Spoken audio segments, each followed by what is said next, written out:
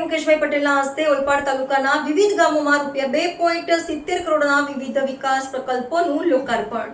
One પર્યાવરણ રાજ્યમંત્રી મુકેશભાઈ પટેલના હસ્તે ઓલપાડ તાલુકાના વિવિધ ગામોમાં ₹2.70 કરોડના વિવિધ વિકાસ પ્રકલ્પોનું લોકાર્પણ। પિંજરત અને પરિયા ખાતે ₹67.50 લાખના ખર્ચે નવનિર્મિત આરોગ્ય મંદિર અને ₹15 લાખના ખર્ચે નિર્મિત કિરીમ પ્રાથમિક આરોગ્ય કેન્દ્રના મેડિકલ સ્ટોરનું લોકાર્પણ। ઓલપાડના પિંજરત બાળફળિયાથી રાંગફળિયાના ₹50 લાખના ડામર રોડનું ખાતમુહૂર્ત। વનમંત્રીના હસ્તે ₹23.31 લાખના ખર્ચે ડોર ટુ ડોર કચરા કલેક્શન માટે 9 ઈ-રિક્ષાને લીલી ઝંડી તેમજ ₹7 લાખના ખર્ચે ન્યૂ પેટર્ન મત્સ્ય ઉદ્યોગ સાધન સહાયનું વિતરણ કરાયું।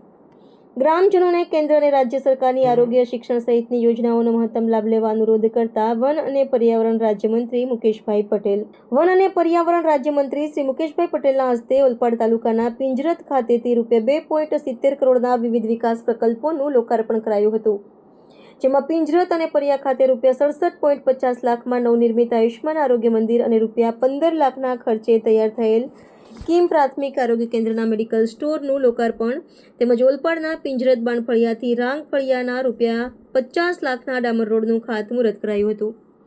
મંત્રીશ્રીએ ₹23.31 લાખના ખર્ચે ડોર ટુ ડોર કચરા કલેક્શન માટે 9 ઈ-રિક્ષાને લીલી ઝંડી તેમજ ₹7 લાખના ખર્ચે ન્યૂ પેટર્ન મત્સ્ય ઉદ્યોગ સાધન સહાયનું વિતરણ કર્યું હતું।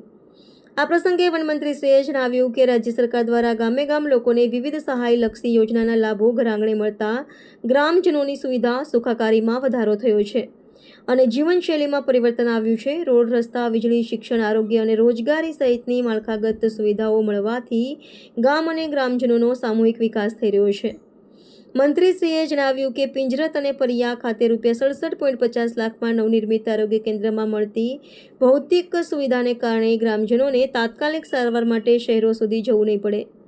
ગામના લોકોને ગામમાં જ આરોગ્ય સુવિધા મળી રહે એ હેતુથી બનેલા આરોગ્ય મંદિરમાં સગર્ભા અને બાળકોનું નિયમિત રસીકરણ, ઓપીડી, લેબોરેટરી સેવાઓ, sugar pressure, TB, malaria, leprosy જેવા રોગોની તપાસ અને સારવાર, સગર્ભાની તપાસ, આયુષ્માન તેમજ આભા કાર્ડની સેવાઓ, યોગ તેમજ કિશોર કિશોરીઓની તપાસ સહિતની સુવિધાઓ ઉપલબ્ધ થશે, જેથી ગ્રામજનોના સ્વાસ્થ્યની યોગ્ય દરકાર કરી શકાશે। તેમણે ગ્રામજનોને પરસ્પર મદદરૂપ બની કેન્દ્ર અને રાજ્ય સરકારની આરોગ્ય સહિતની યોજનાઓનો મહત્તમ લાભ લેવા અનુરોધ કર્યો હતો।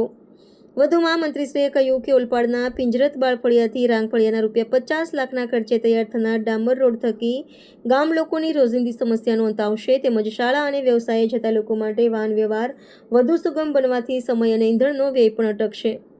ડોર ટુ ડોર કચરા કલેક્શન માટે 9 ઈ-રિક્ષાને લીલી ઝંડી આપતા મંત્રીશ્રીએ દરેક ગામના લોકોને સ્વચ્છતાના આગ્રહી થવા આહવાન કર્યું હતું। ગામમાં સ્વચ્છતા જાળવવા અધિકારીઓને ગ્રામજનોની નિયમિત સાફ સફાઈ રાખવા અનુરોધ કર્યો હતો। લોકોને પ્લાસ્ટિકની જગ્યાએ કાપડની થેલીનો ઉપયોગ કરવા જણાવી પાયાના સ્તરે આવેલા બદલાવથી રાષ્ટ્રીય સ્તરે થતા પરિવર્તનની વિગતો આપી હતી।